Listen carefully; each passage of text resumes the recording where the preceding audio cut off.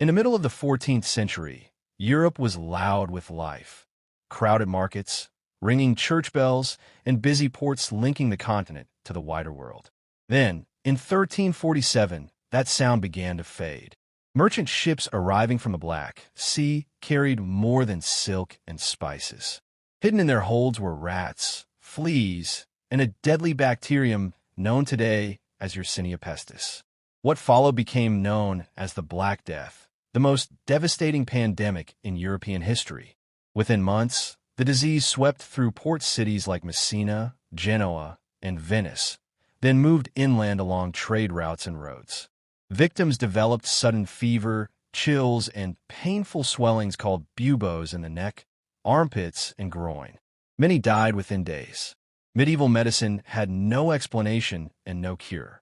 Physicians blamed bad air, planetary alignment, or divine punishment, while people desperately turned to prayer, isolation, or superstition.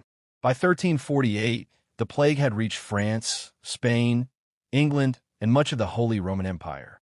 Entire villages were abandoned. Fields went unharvested. Churches overflowed with the dead. It is estimated that between one-third and one-half of Europe's population, around 25 to 50 million people, died in just a few years.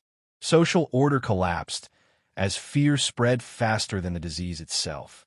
Some fled cities, unknowingly carrying the plague with them. Others turned on minorities, especially Jewish communities, falsely accused of poisoning wells, leading to violent persecutions. Yet amid the horror, the Black Death also reshaped Europe in lasting ways.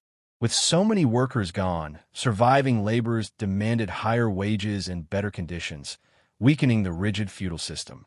Cities began experimenting with quarantines and public health measures, laying early foundations for modern disease control.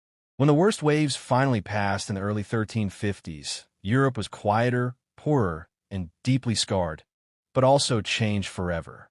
The Black Death was not just a moment of mass death. It was a turning point that reshaped society, economy, and the course of European history, proving that even an entire continent could be brought to silence by an invisible enemy.